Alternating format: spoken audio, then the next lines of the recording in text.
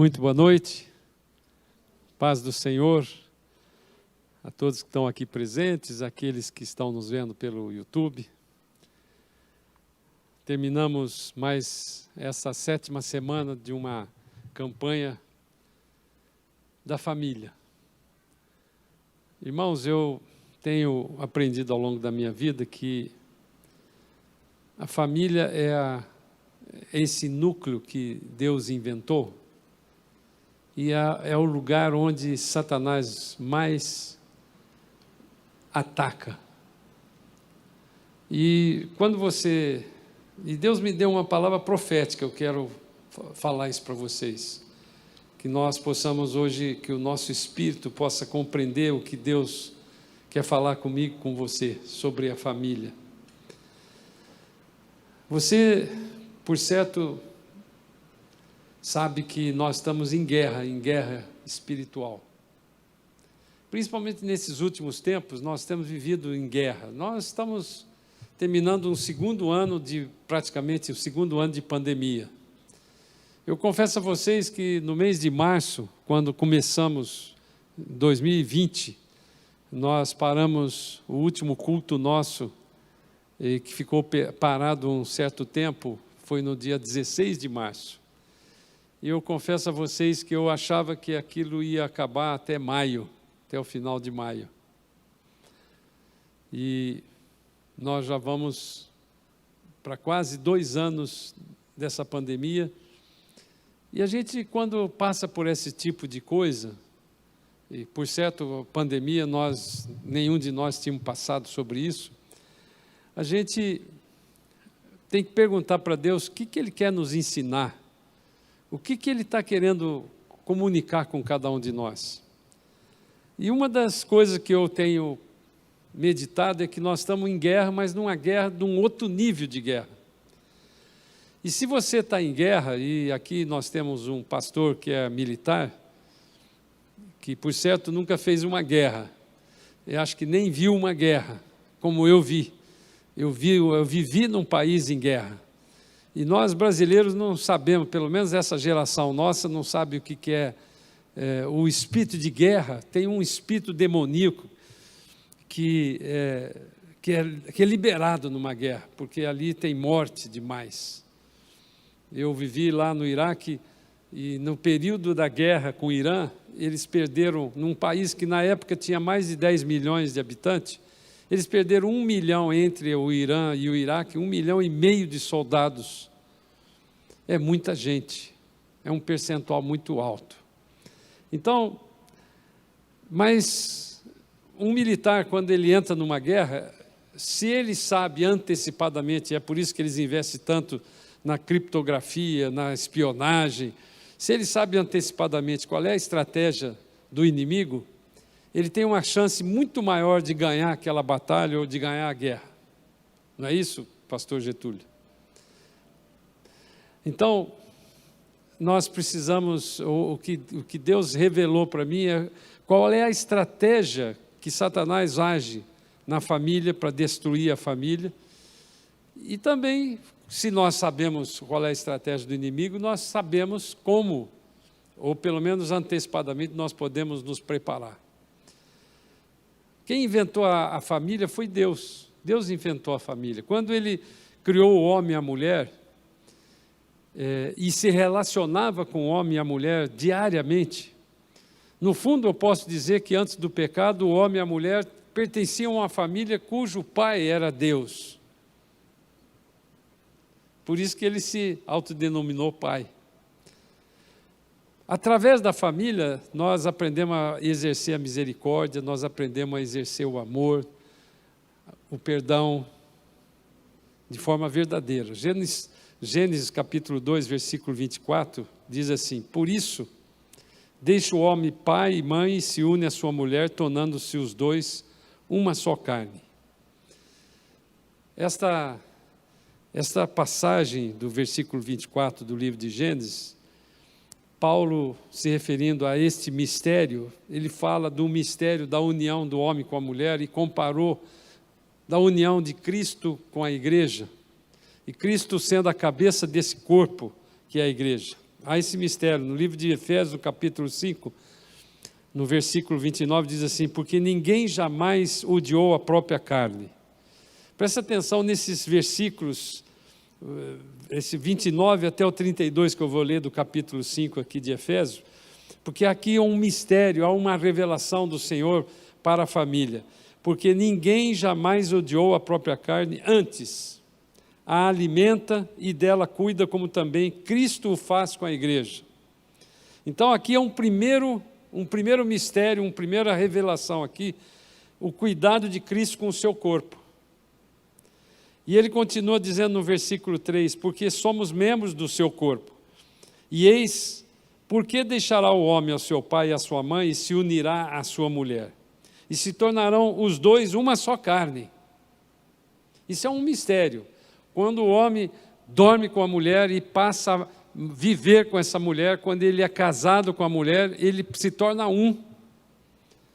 Isso é um mistério. Grande esse mistério, mas eu me refiro a Cristo e à igreja. Irmãos, essa figura da família, nós somos parte de uma família, nós formamos uma família, quando duas pessoas, um homem e uma mulher se unem, formando uma família, ele vai dando filhos, netos, né? Eu que já estou numa idade que tenho 3 netos, e esse final de ano, com a chegada dos meus netinhos que estavam morando fora, e eu estou assim muito, estou aquele vô bobo, né? Que fica descobrindo as pequenas coisas na criança, assim. E o diabo tem muita raiva da família. E sabe, no final dos tempos, a palavra de Deus diz que no final dos tempos ele ia atacar muito a família, como tem atacado. Quando Jesus perguntaram para Jesus quais eram os sinais da volta do fim dos tempos, ele falou de 2 coisas básicas, como no tempo de Noé e como no tempo de Ló. Vocês conhecem bem essa história. Mas aqui, quando o diabo querendo destruir a família, ele provoca o quê? Uma divisão. Porque aqui nós vamos ver que a unidade de Cristo, quando se torna 2 e 1 numa carne só, esse corpo de Cristo, que é a família projetada em Cristo, traz a unidade. Então esses 2 mistérios, dentre outros que a gente pode tirar desses versículos, é o cuidado de Cristo na alimentação, né, alimentando o seu corpo, e a unidade. Então, se há uma unidade, o inimigo quer que ele veio para matar, roubar e destruir, ele quer destruir essa unidade. Então, a primeira coisa que ele faz com a família é criar uma divisão, e ele pode criar isso de diversas maneiras. Ele cria, ao longo de toda a história da família, você vai ver isso, principalmente agora que vai chegando no Natal, a gente passa às vezes o ano inteiro sem ver uma pessoa da família. Uma pessoa, um cunhado, um sogro, sei lá. Não os filhos que são mais próximos, mas muitos têm até ficado longe dos seus filhos. Então aí quando você se junta no Natal, você vai encontrar aqueles que você não via durante o ano todo. E aí você começa a perceber que nos assuntos de divisão pode encontrar dinheiro, inveja, ideologia, classe social, beleza, ou falta de beleza. Isso tudo vai fazendo parte da estratégia de Satanás para dividir a família. Então vamos pegar desde o início qual é a estratégia que Satanás fez para destruir a família. Como eu disse, Adão e Eva, antes do pecado, formavam com Deus uma família. Primeiro versículo do capítulo 3 do livro de Gênesis diz assim, presta atenção nessa primeira parte, Satanás dialogou com Eva, ele escolheu propositadamente Eva, porque Deus falou com Adão, não com Eva, mas falou com Adão, olha, você não coma da árvore desse fruto do conhecimento do bem e do mal. Ele deu uma ordem para Adão, e ele não explicou essa ordem para Adão, ele apenas deu essa ordem para Adão. E ouvindo hoje uma pregação do pastor Luciano Subirá, e ele disse uma coisa que é muito interessante. que o pecado de Adão, antes da desobediência de comer aquele fruto, foi o pecado da incredulidade. Porque se ele confiasse na palavra do Senhor, dizendo que se ele comesse daquele fruto, ele morreria, se ele confiasse nessa palavra, ele teria negado, chegado para Eva e falado: não, Eva, você coma aí, você já comeu, então o problema é teu, eu não vou comer. A história da humanidade seria completamente diferente, eu não sei nem como seria. Talvez duas humanidades, uma do pecado, outra sem pecado, não sei. Mas ele chegou aqui para Eva e falou assim, no versículo 1 do capítulo 3, a serpente mais sagaz que todos os animais selvagens que o Senhor Deus tinha feito, disse à mulher: é assim que Deus disse, não comereis de toda a árvore do jardim? Então, esse é o primeiro passo no diálogo, nesse diálogo que Satanás fez com Eva e que ele continua fazendo com cada um de nós. Presta atenção em todas as coisas que acontecem na minha e na sua vida e que passa por um ataque satânico desse, se não tem a mesma sequência, porque Satanás não é criativo, ele não cria como o homem cria. Então, a primeira coisa que ele fez foi testar o conhecimento da palavra de Deus. Quando ele percebeu a resposta que Eva deu, que você lendo aí na sequência dos versículos 2, 3, você vai ver que a resposta de Eva, ela cumpridou muita conversa, porque ela ouviu de Adão uma resposta, uma conversa que era para não, uma ordem que era para não comer daquele fruto. Mas ela inventou uma série de histórias que não era nem para tocar. Aquela árvore estava ali, os frutos estavam ali, e não houve de Deus, e nem Adão falou com Eva, de que ela não deveria nem tocar, que era uma coisa intocável. Não era para comer. Podia olhar, podia ver, podia tentar entender o que era aquela árvore. E ela devia ser uma árvore bonita. A segunda estratégia de Satanás, na sequência, quando ele percebeu que ela não conhecia bem a palavra, ela não tinha entendido bem o que era, ou não levou muito em consideração isso, ele foi um pouco mais ousado. No versículo 4 diz assim, do capítulo 3 de Gênesis: então a serpente disse à mulher: é certo que não morrereis. Agora Satanás, percebendo que ela estava em dúvida, ou já estava incrédula com a palavra de Deus, distorce a palavra e desmente a afirmação de Deus, que Paulo veio falar lá no futuro, de que o salário do pecado é a morte.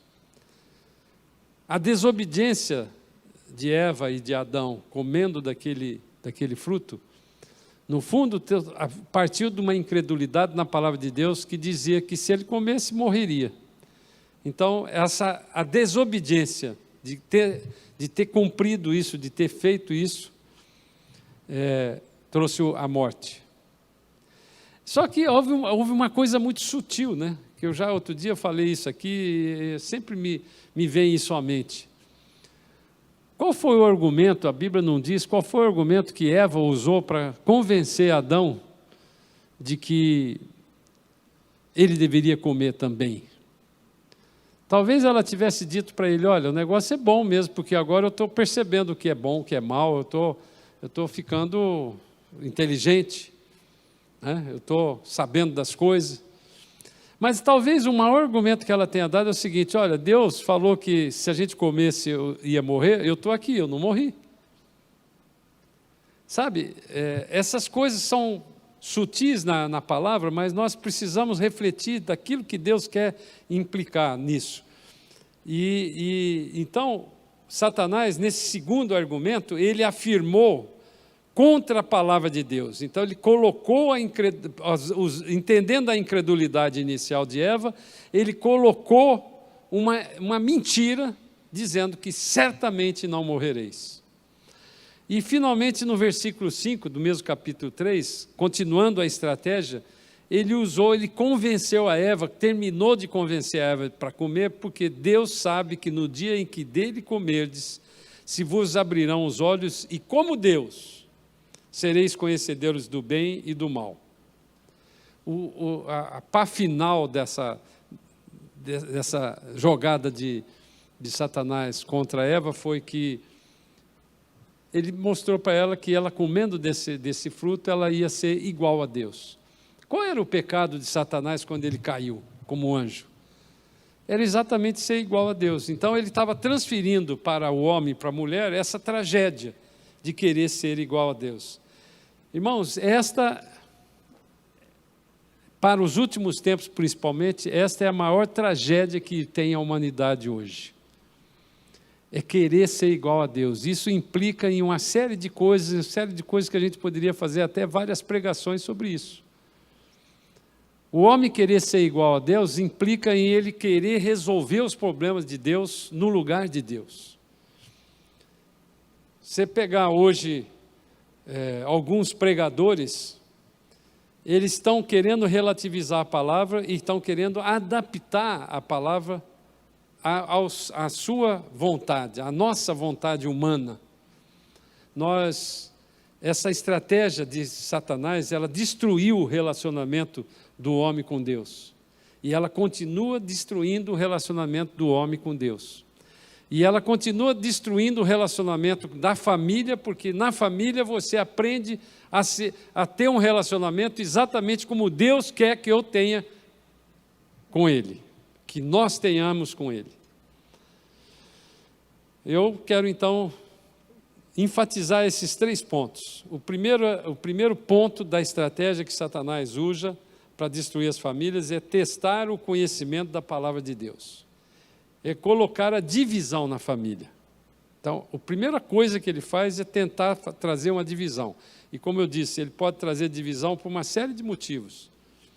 Inveja entre irmãos, situação financeira difícil que vai desgastando o relacionamento, diferenças de classes sociais, um marido rico casa com uma mulher pobre, ou vice-versa, a mulher pobre casa com a mulher rica, casa com um marido pobre, e começa a ter esse tipo de coisa que são pecados que vão entrando dentro para destruir, para dividir, para quebrar essa unidade que existia nesse mistério da família.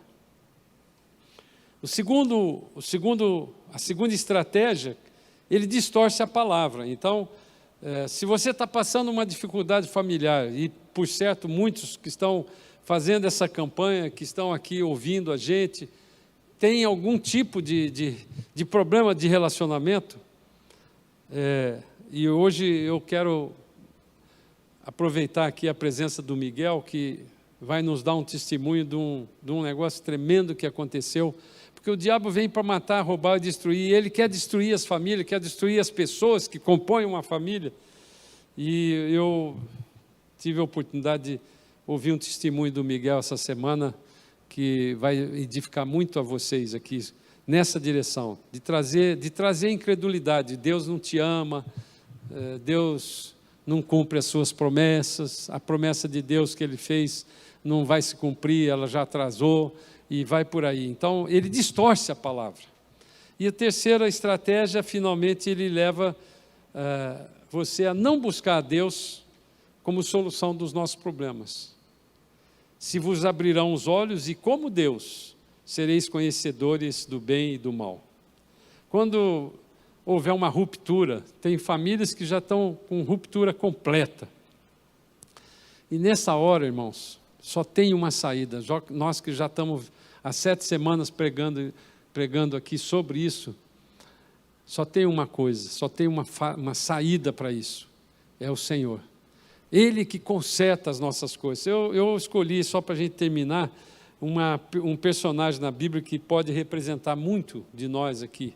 Se você conhecer a história e ler com riqueza a história de Davi, por exemplo, Davi era um homem era um homem de caráter, um homem que amava Deus. A palavra de Deus diz que ele era um homem segundo o coração de Deus, mas Davi é um homem que errou muito, portanto ele pode ser um tipo nosso, um tipo de pessoas, um tipo de gente como nós, que são tementes ao Senhor, que tem caráter, mas que erra, né? Graças a Deus que a Bíblia permite revelar tudo aquilo que está de certo e de errado na vida das pessoas. E Davi foi um homem chamado segundo o coração de Deus, foi um homem que terminou a vida dele, apesar de tantos erros, tantos pecados terríveis que ele fez, ele terminou a sua vida de uma forma correta, né? Mas ele, infelizmente, criou uma família disfuncional. Usando um termo atual hoje, a família de Davi era uma família terrível, uma família disfuncional.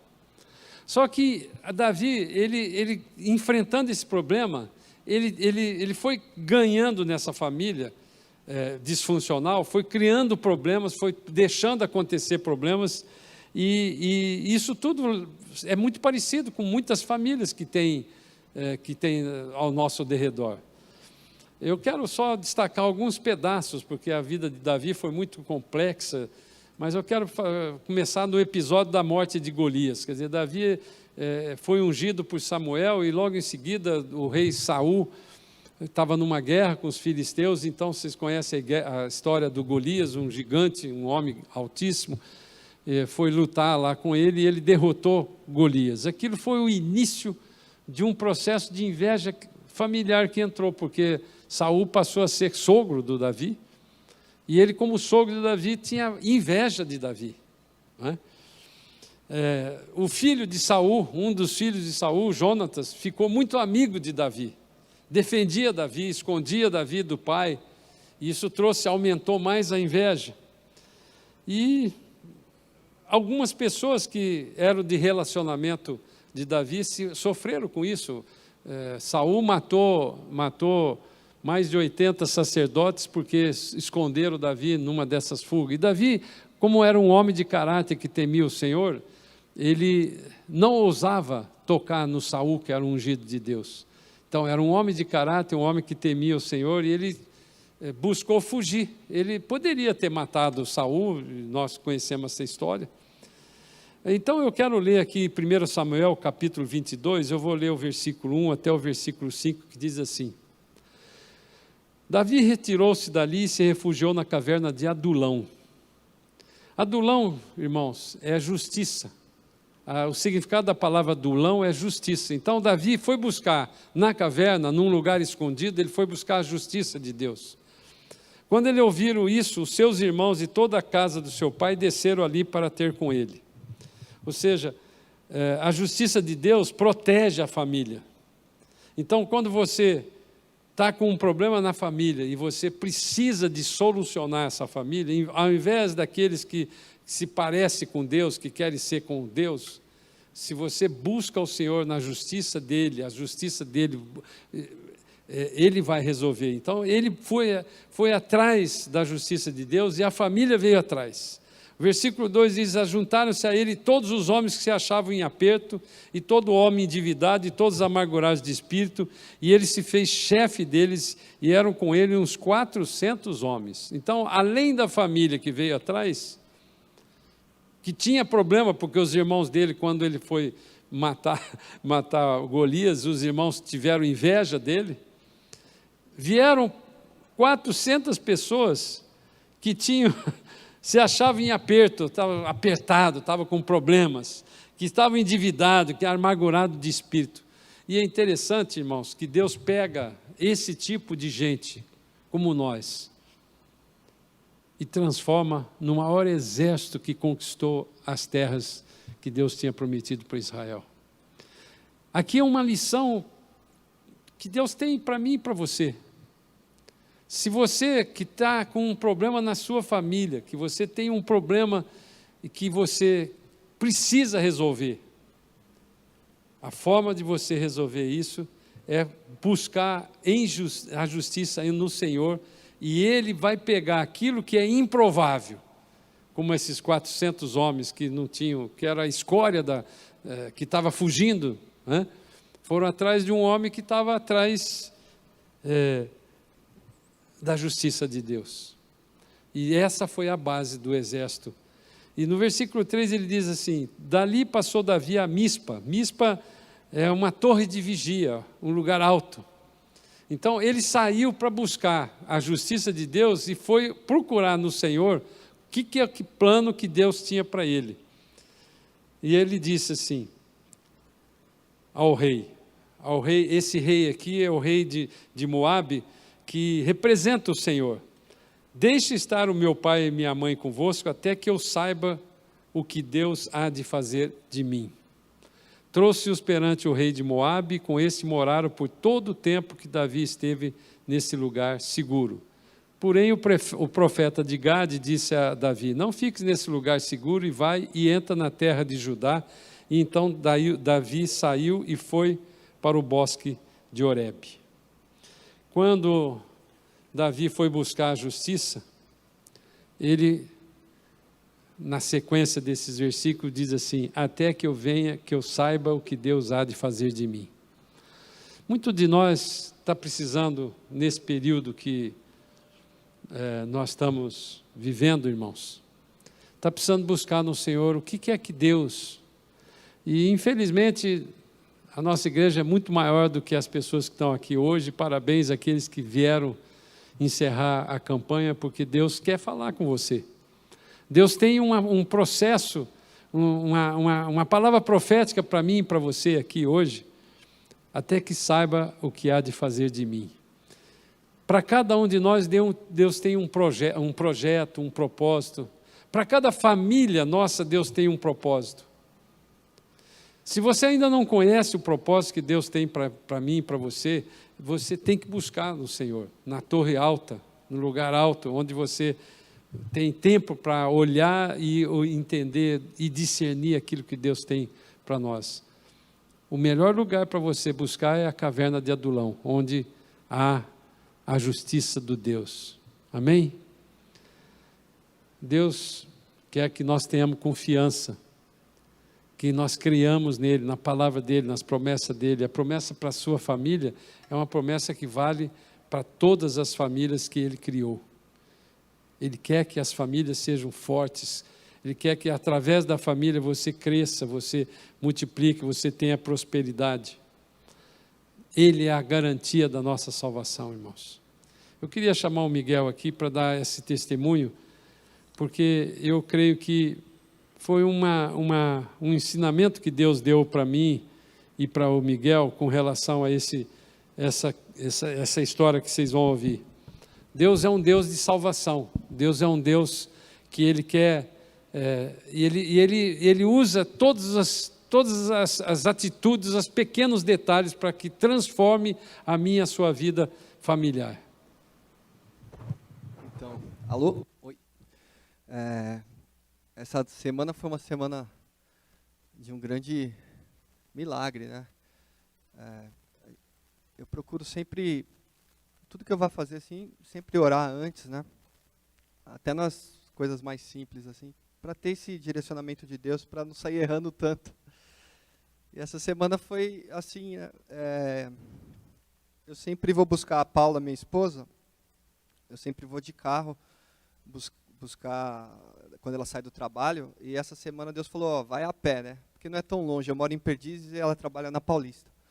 Aí eu fui a pé, fui orando, tudo, eu gosto de caminhar. Aí quando eu cheguei ali no metrô Sumaré, que tem aquela ponte, eu acho que vocês conhecem ali, né, a ponte do metrô Sumaré. Tinha uma galera descendo, fazendo rapel e tal. E eu andei por ali, e eu passei perto de um adolescente, assim. Passei por ele, estava assim, meio olhando para baixo e tal. Aí eu fui embora, né? Aí Deus falou, volta lá, vamos trocar essa ideia com o menino ali. Aí eu voltei e cheguei perto dele e falei assim, e aí, você vai descer aí no rapel tal? Ele não respondeu nada, ele ficou calado tal. Aí eu perguntei de novo, né? Tá acontecendo alguma coisa? Aí ele veio, me abraçou, começou a chorar muito assim. Ele falou, cara, não me deixa pular. Ele não me deixa pular, e começou a chorar muito assim. Eu abracei ele e falei, cara, você não vai pular, fica tranquilo, estou aqui com você, né? Mas ele ia pular. Então, aí a gente sentamos ali na sarjeta mesmo, a Paula chegou, e a gente começou a ministrar na vida dele ali na rua mesmo, orar por ele, e tentar acalmar um pouco, né? O menino tem 17 anos, e ele deve ser de uma família bem-sucedida, né? Porque mora ali próximo, ali descendo a rua, ali tem umas casas grandes. Ele falou, eu moro bem ali embaixo, tal. Eu perguntei, mas o que te levou a você decidir isso hoje? Ele falou, cara, eu só magoo as pessoas, só sei magoar as pessoas. Eu falei, não é assim. A gente é ser humano, a gente magoa mesmo, mas o maior presente que você tem é a sua própria vida, cara. Você não pode dar fim nessa vida, né? Porque a sua vida vale mais do que o mundo inteiro. Fui falando com ele, tentando acalmar ele. E ele foi parando de chorar. Aí nós levamos ele até na esquina, eu peguei o telefone, o WhatsApp dele, e falei, vou te ligar ainda hoje, a gente vai trocar essa ideia junto, fica tranquilo, vai dar tudo certo. Ele falou, eu moro com a minha mãe e com a minha irmã. Eu falei, então vai para casa, se você não quiser conversar com eles hoje, conversa depois, mas, cara, valoriza a sua vida. Se você for lá ali no Hospital do Câncer, você vai ver as criancinhas tentando lutar por mais um dia de vida, né? Eu falei, você não pode fazer isso com a sua vida é muito preciosa. E ele falou assim, mas como eu posso saber que Deus existe? Eu falei, olha, eu não sei te explicar a existência de Deus, mas uma coisa eu sei. O fato de eu estar aqui hoje, a pé, e conversar com você e te tirar dessa, isso foi a mão de Deus. Entendeu? Você tem uma nova chance. Aí depois, ontem ele me mandou um WhatsApp. Obrigado, vocês salvaram uma vida. Eu falei, que isso, cara, não precisa agradecer não, cara. A gente está junto e vamos marcar a semana que vem de sair, de conversar. Ele tem 17 anos, então de repente eu posso ensinar música para ele. A gente pode fazer muita coisa junto daqui para frente. O importante é a gente estar sempre ligado nas pessoas na rua, né? As pessoas que a gente encontra pela rua, porque de repente elas estão pensando em tirar a própria vida, né? Como aconteceu essa semana. Então é importante ter esse olhar, né, de amor e de querer abençoar sempre o próximo. Glória a Deus. Dentro e fora da igreja. Amém. Obrigado, viu, Miguel?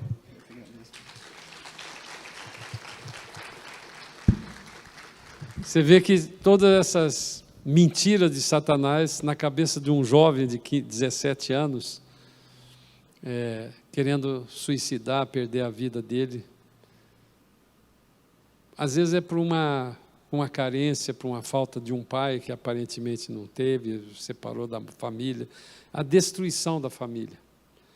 Nós precisamos estar muito atentos, irmãos. Nós estamos no fim dos tempos e a estratégia de Satanás, a estratégia para vencer essa guerra, nós já conhecemos. Como que a gente resolve isso? Fazendo aquilo que nós já aprendemos a fazer. Satanás já revelou. A palavra de Deus é o resumo da mensagem criptografada do inimigo, da estratégia do inimigo. Está tudo aqui, como a gente vence. A falta de entendimento da palavra, a falta de conhecimento e a incredulidade nas promessas de Deus, no poder de Deus, no amor de Deus, na misericórdia de Deus, leva as pessoas a tomar uma decisão errada, como Eva tomou e Adão tomou, infelizmente. Amém? Então vamos terminar, eu quero orar com vocês e clamar que este ano de 2022, que é um ano que está mais próximo da volta de Jesus. Quanto mais tarde, quanto mais acontecer as coisas, mais próximo nós vamos estar da volta de Jesus. E a igreja tem que se preparar para isso, as famílias que constituem a igreja têm que se preparar para a volta do Senhor. Tem que se preparar por essa guerra que nós estamos enfrentando, que nós estamos vendo, que nós estamos ouvindo. E isso tudo, irmãos, é sinal de que Jesus está voltando. A palavra de Deus diz que a gente deve se alegrar com a volta dele.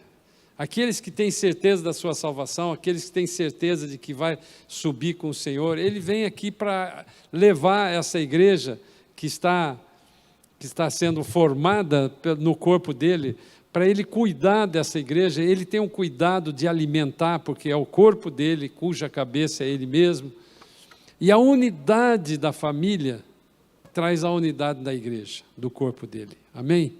Vamos ficar de pé então, irmãos. Eu quero orar com vocês e agradecer mais uma vez por vocês estarem aqui hoje, terminando e encerrando essa campanha. E creio que esse ano de 2022 vai ser um ano muito bom para mim e para você. Você creia nisso, é uma palavra profética, Porque Deus, quando mandou aquelas 10 pragas lá para o povo na saída do Egito, Ele mostrou ao longo dessas 10 pragas que havia uma diferença entre os egípcios e aquele povo dele que ele foi escolhido. É isso que Ele está fazendo nesse período de pandemia, nesse período que muitas pessoas estão desesperadas, irmãos. Muitas pessoas estão desesperadas, mas Deus tem um amor pelo seu povo.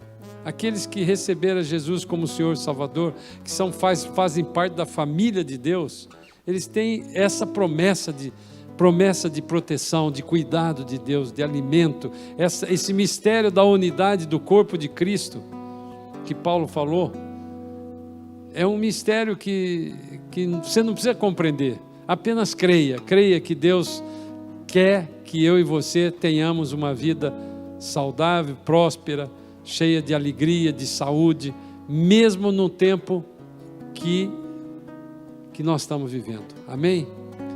Pai amado, eu te louvo, Pai, eu te louvo e te agradeço por esse tempo tão gostoso que passamos hoje. Eu te louvo e te agradeço, Pai, por esse ano que está terminando, Pai. Obrigado, Jesus, porque nós daqui a 2 dias vamos comemorar o Natal de Cristo. Sabemos que não foi nesse dia que Ele nasceu, mas não importa, nós estamos lembrando e relembrando de que Jesus Cristo é o próprio Deus que se fez homem, nasceu sem nenhum pecado, para resolver esse problema que Adão e Eva não conseguiram resolver. Ele cumpriu completamente a sua palavra, Pai. Ele obedeceu a sua palavra e veio sabendo que tinha um propósito de morrer no meu lugar e no lugar de cada um daqueles que o receberam, para pagar completamente essa dívida. Eu te louvo por isso, Pai. Eu te louvo porque nós não temos nenhum mérito, mas o Senhor fez completamente o seu trabalho, obedecendo a cada detalhe do seu plano, do plano que Deus tinha, para restaurar essa unidade do corpo de Cristo, que é a nossa família, a família que se compõe a família de Deus, Pai. Te louvo por isso e te agradeço, Pai. E que a graça de Jesus Cristo, e que o amor de Deus, e que as consolações do Espírito Santo de Deus estejam com cada um de nós hoje e para sempre.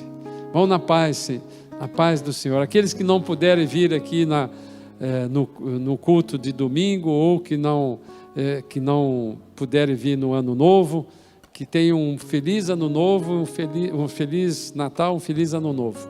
E até domingo, viu? Bom Natal para vocês.